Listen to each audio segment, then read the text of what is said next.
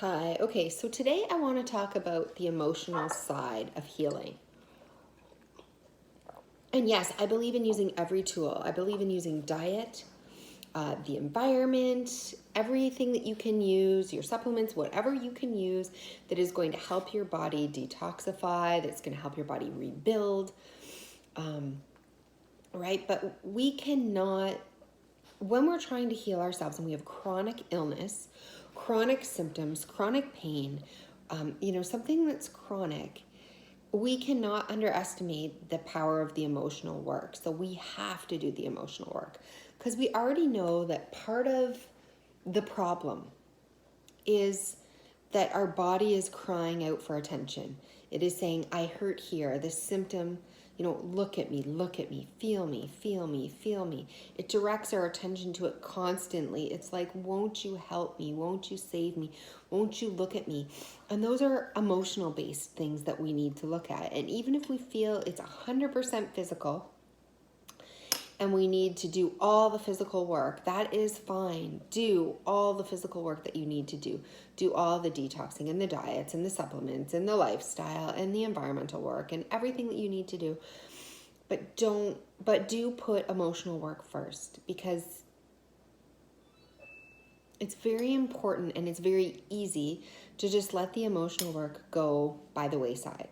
To just say, I don't have time for that. I don't really want to focus that. It's much easier to focus your energy on diet or detox or supplements. It's much easier in our mind to see a scientific explanation and to go with that, or to try to fix and try to get sidetracked into this one area when mind body illness is a thing and emotions are inside everyone. So when we have chronic anything, any kind of chronic symptoms, any kind of chronic pain, any kind of chronic illness, we know that we're definitely dealing with emotional root causes that we would rather not feel. We would definitely want to repress, and we definitely don't want to look at all the heartbreak, all the loss, all the sadness and the fear and the anger and the events that have been going on in our life. The life that we may not want. This may not be the life that we want. And so we really need to look at that work. Okay. So this video is not about that. This video is not about looking at the emotional work. That's important. This video is a little bit different. What I mean to say is, if you are already doing the emotional work, I'm going to assume that if you have a chronic illness, you're already doing emotional work.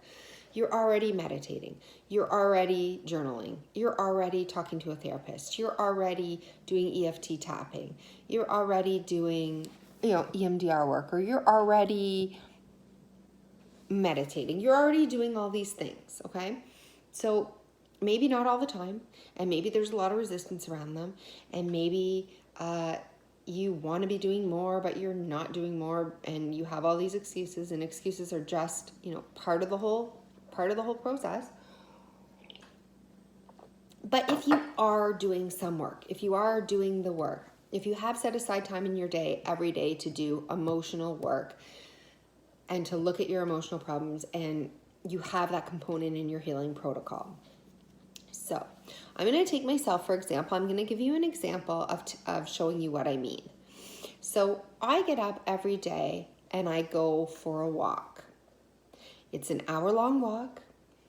I am either silent in that walk, trying to access my inner feelings, doing a walking meditation, or I'm listening once in a while to a guided meditation or a forgiveness, a guided meditation, forgiveness work, or I might be listening to some sort of podcast about inner healing and inner work and accessing your feelings and emotions. So that is one thing that I do. So I set aside that hour and I meditate, right? I let my body feel what it's going to feel. I let emotions rise. I sit with uncomfortable emotions. I also have in my protocol journaling. So I set a timer for 20 minutes every day, and I write everything that is bothering me, every emotion that I can access about, you know, I have all these lists and maybe certain events that happened in the past, certain symptoms, certain whatever, and I try to access the feelings, the deep emotions underneath them all. What is really going on? Where's my sadness and my fear and my anger and all of this coming from? And you excavate,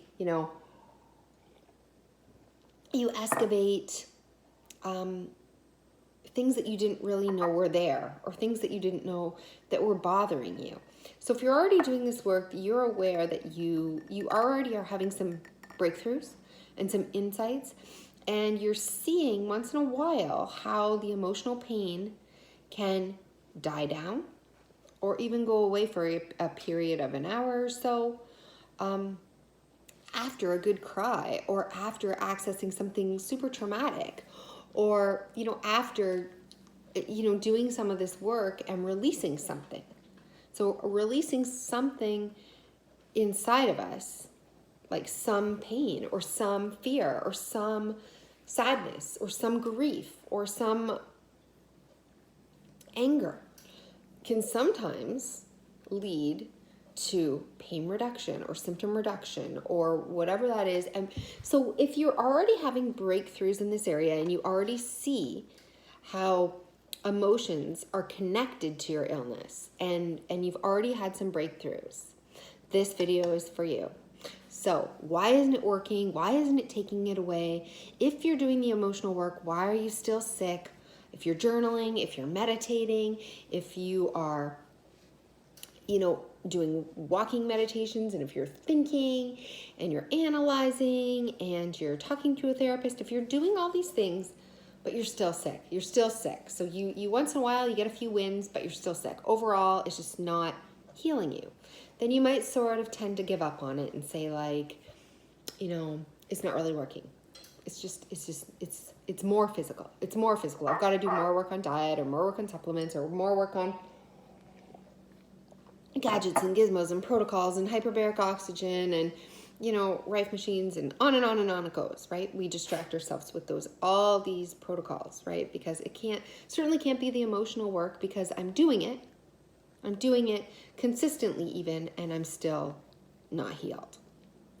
But I'm here to tell you, I'm here to point something out today.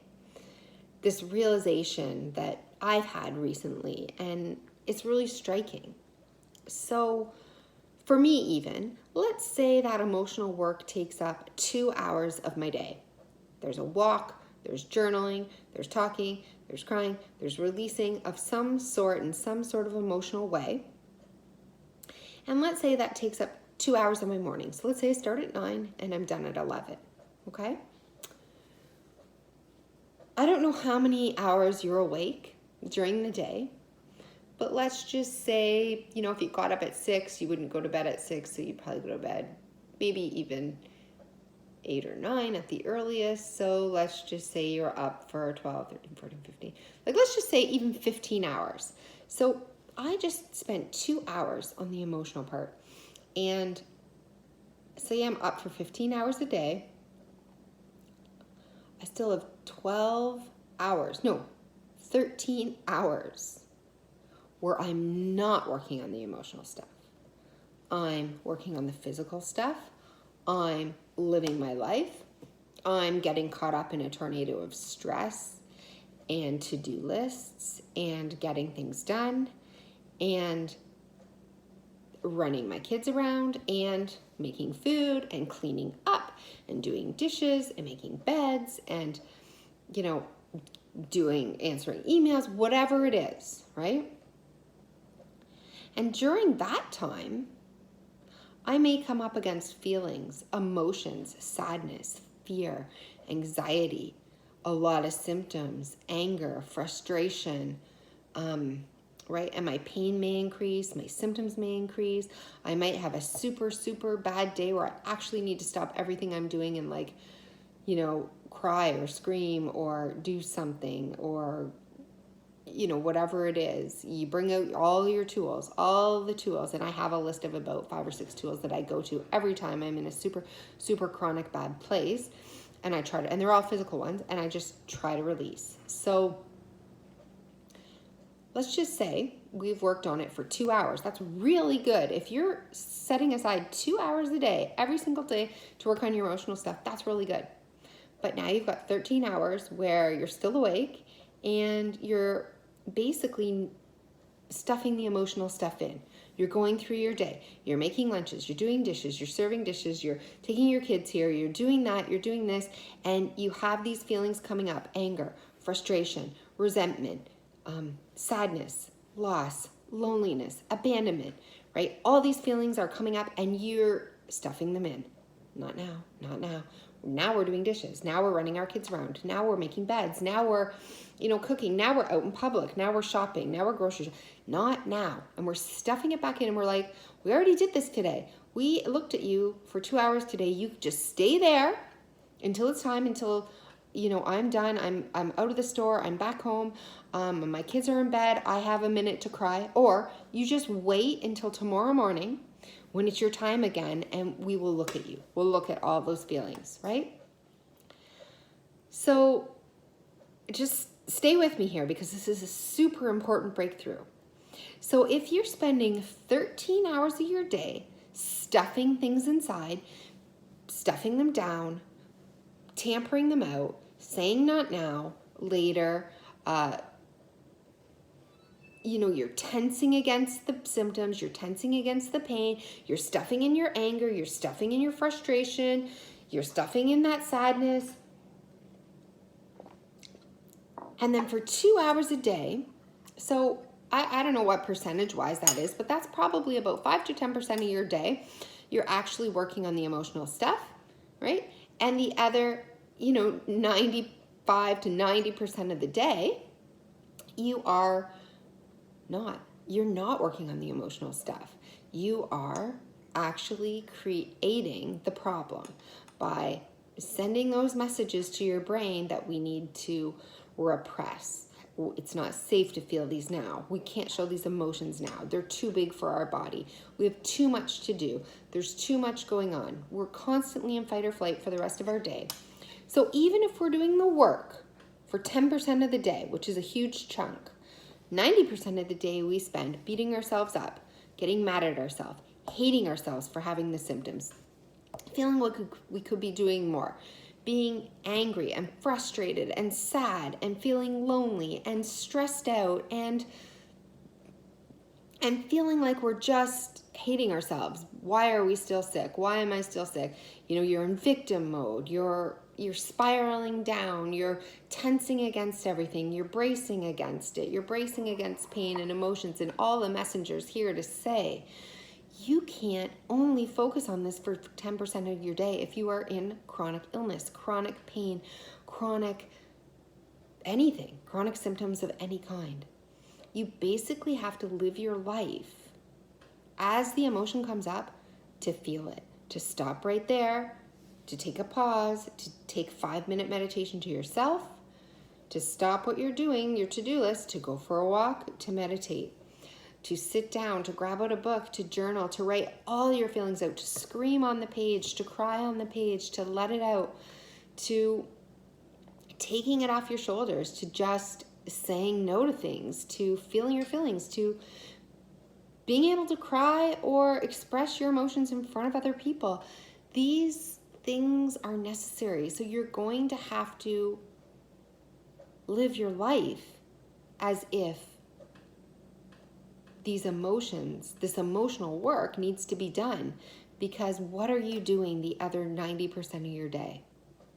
That is why the healing is not coming. I guarantee you that if that 10% of the day, if those 2 hours equated to 12 hours of you actually sitting and focusing on your shit, you would probably be healed so fast. But because that's not possible, it's not acceptable, it's inconvenient, it's too much. We stuff, we continue the patterns, we continue to grow the symptoms and grow the fear and grow the anger and feed the resistance and the tension and everything that we have for the whole rest of the day, the whole rest of the 90% of your time awake that day. And then you get frustrated 6 months, a year down the road by saying, but I'm doing the emotional work. I'm doing it for 2 hours a day and I'm still not healed. But it's like, what have you been doing the other 90% of the day? So the people who are healing from emotional work, they're mindful the rest of that 90% of the day. They're working on it. They're accessing and feeling their emotions. They're letting their emotions rise when it is inconvenient. They're stopping, they're taking a break when it's too much. They're saying no to things they just don't want to do. They're living their life from love instead of living their life from fear. They're making decisions on what they want in their heart, out of joy, out of love, out of, something that feels good to them, as opposed to making the rest of their day about just getting through and making choices that don't feel good to you and don't resonate with you and don't make you happy, and where you can't be yourself and free and let everything rise and just be who you are. So this is a long video. I'm going to cut it short now. I'm going to sign off. But if you feel that emotional work, you're doing the emotional work and it's not healing you, my question to you is, what are you doing the other 90% of the day? And focus your efforts there. Really take your efforts there and say, what if that other 90% of the day I was also focused and doing the emotional work, maybe in a different way? How might that heal me faster? How might that really actually work for me, right? Because it's a dichotomy. If we're doing emotional work for 10% of the day and then we basically say a big F you to it, the rest of the 90%, you're not going to get well. It's a change. It's your whole life has to change. Your whole life has to realize that you matter. Your emotions matter. What you're stuffing in matters. These feelings have to rise. You have to be able to be who you are. You have to be able to do what you want, say what you want, be who you are, be free, let it go, let the rest go. And that's a practice. That's a practice as you go through your day. So I hope this video helped. Give it a think. I mean, really think about that.